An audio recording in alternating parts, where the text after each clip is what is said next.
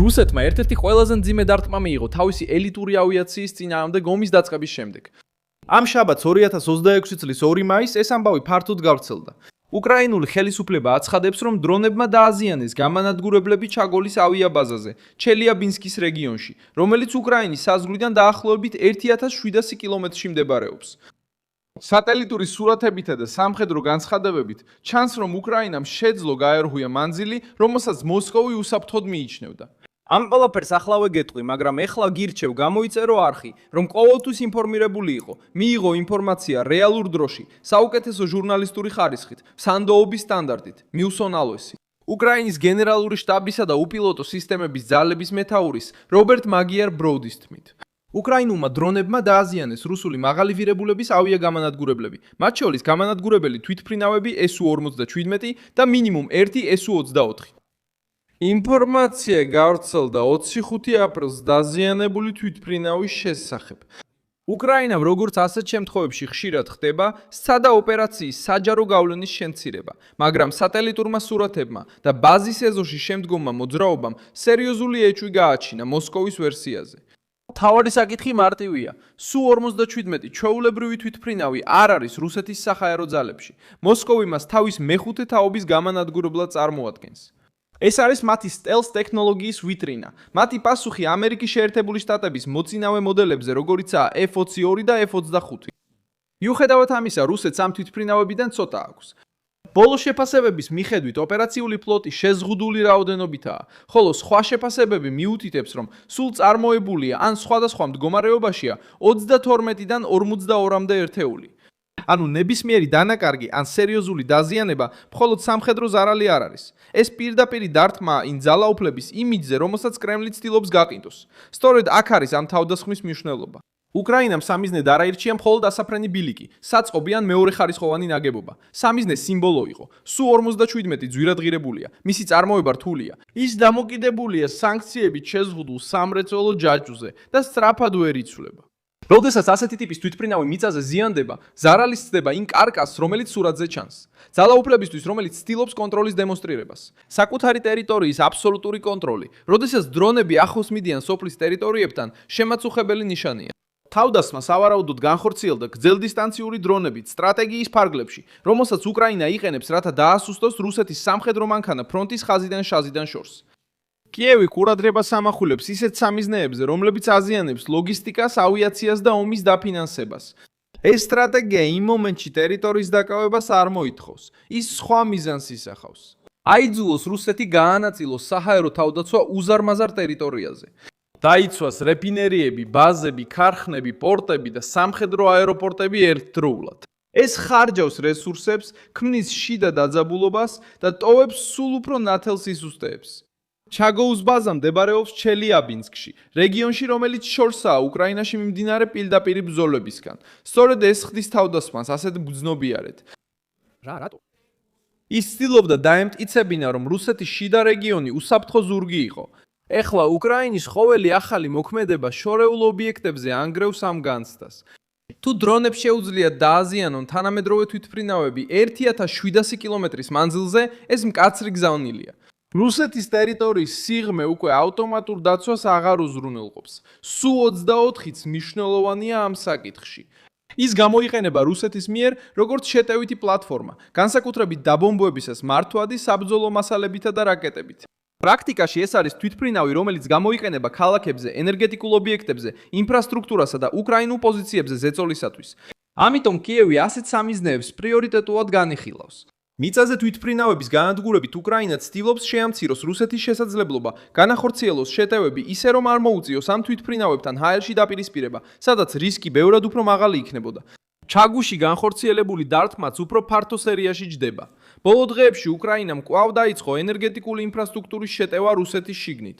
ტუაფსე სპორტი და ტერმინალი შავი ზღვის სანაპიროზე მეოთხედ დაიბომბა ოდნავ მეტი ვიდრე 2 კვირის განმავლობაში, Associated Press-ისა და Reuters ინფორმაციით.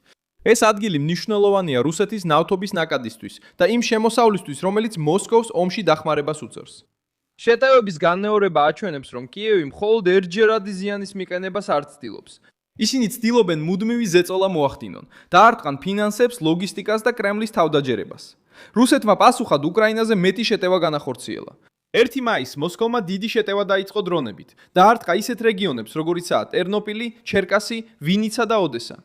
ეს მონაცემი აჩვენებს, რომ ომი შევიდა მუდმივი საჰაერო გამოფიტვის ფაზაში, სადაც დრონები ორივე მხარესთვის ცენტრალური იარაღად იქცა, მაგრამ არსებობს მნიშვნელოვანი განსხვავება. მნიშვნელოვანია, რომ მაშინ როცა მოსკოვი ცდილობს დაანგრიოს უკრაინის ინფრასტრუქტურა, კიევი ცდილობს დაარტყას იმ ობიექტებს, რომლებიც რუსეთს აძლევს შესაძლებლობას გააგრძელოს შეტევა. აი რატო აქვს ჩაგულში თავდასხმას ასეთი პოლიტიკური მნიშვნელობა? უკრაინა ცდილობს აჩვენოს, რომ რუსეთს შეუძლია დაარტყას, მაგრამ მასაც შეუძლია დაარტყან იქ, სადაც ყველაზე მეტად ტკივა.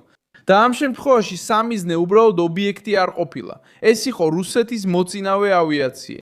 ზუსტად ის სექტორია, რომელსაც მოსკოვი იყენებს იმის საჩვენებლად, რომ ჯერ კიდევ სამხედრო ტექნოლოგიების მწვერვალზეა. ეს ახმა გავლენას ახდენს მოკავშირეებზე, იარაღის მყიდველებზე და თავად რუსეთის სარდლობაზეც. ასევე არსებობს პრაქტიკული ეფექტი ბრძოლის ველზე. თუ რუსეთს სჭირდება საჰაერო თავდაცვის სისტემების გადაყვანა შორეული ბაზების დასაცავად, ის ამ დაცვას სხვა რეგიონებიდან იღებს. თუ თვითმფრინავების შენახვა დახურულ ნაგებობებში სჭირდება, ეს ართულებს სწრაფ ოპერაციებს.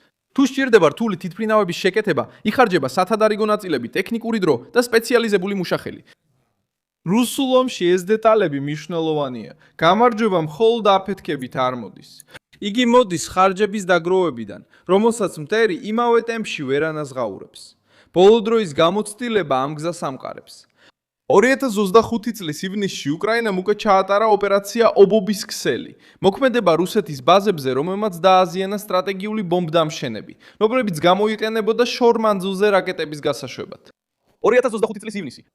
Estimaram na época que 10 aviões უკრაინამ უკვე ჩაატარა ოპერაცია ობობის ქსელი რუსეთის ბაზებზე, რომელმაც დააზიანა სტრატეგიული ბომბდამშენები, რომლებიც გამოიყენებოდა შორ-მანძილზე რაკეტების გასაშვებად. ქმედება რუსეთის სტრატეგიული ბომბდამშენების წინააღმდეგ, რომლებიც გამოიყენება შორ-მანძილზე რაკეტების გასაშვებად. უკრაინამ ივნისში განახორციელა ოპერაცია ობობის ქსელი, რომლის დროსაც დააზიანა რუსეთის ბომბდამშენები, რომლებიც გამოიყენება შორ-მანძილზე რაკეტების გასაშვებად. ივნისში უკრაინამ ჩაატარა ოპერაცია ობობა, რომლის დროსაც დააზიანა რუსეთის სტრატეგიული ბომბდამშენები, რომლებიც გამოიყენება შორ-მანძილზე რაკეტების გასაშვებად.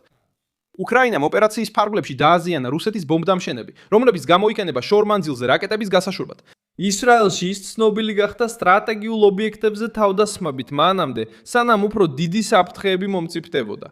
შეერთებულმა შტატებმა შორ-მანძილზე ოპერაციები გამოიტანა სარდლობის ცენტრების, რადარებისა და სამხედრო სტრუქტურების გასანადგურებლად, სანამ უფრო ფართო კამპანიებში გადადიოდა. ლოგიკა მსგავსია. საკმარისი არ არის მხოლოდ ფრონტის ხაზზე მებრძოლების წინააღმდეგ ბრძოლა. საჭიროა მტრის მანქანის თვალების, ხელების და საწვავის მოჭრა.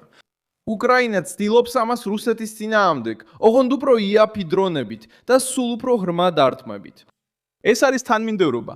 ნავთობგადამამუშავებელი ქარხნები ცეცხლში, პორტები ზეწოლის ქვეშ, ნავთობის სადგურები თავდასხმული, ბომბდამშენები უკვე დაზიანებული წარსულში და ახლა სტელს გამანადგურებლები სიახლეების ცენტრში. რუსეთს ჯერ კიდევ აქვს დიდი სამხედრო ძალა. ის კვლავ ძლიერად უტევს და კვლავ უზარმაზარ განადგურებას იწვევს უკრაინაში. მაგრამ ის აზრი, რომ მის ზურგს უკან ყველაფერი დაცულია, სულ უფრო სუსტდება. კიევი ცდილობს ეს სისუსტე პოლიტიკურ უპირატესობად აქციოს. ჩელიაბინსკის მიღწევით უკრაინა გზავნის მესიჯს მოსკოვს, ევროპას და ვაშინგტონს. მოსკოვს უჩვენებს, რომ ომი შეიძლება რუსეთში დაბრუნდეს. ევროპას აჩვენებს, რომ სამხედრო და ტექნოლოგიური დახმარება შედეგს იძლევა. ვაშინგტონს კიდევ ერთხელ უსვამს ხაზს. უკრაინას ჯერ კიდევ შეუძლია გააოცოს და შეამციროს რუსეთის შესაძლებლობები, მიუხედავად ომის წლებისა. თავდასხმა ასევე აჩვენებს ცვლილებას დრონების ომში. დასაწყისში ბევრი ამ მოწყობილობებს დამხნარე იარაღად მიიჩნევდა, რომლებიც სასარგებლო იყო დაკვირვებისთვის ან მცირე შეტევებისთვის.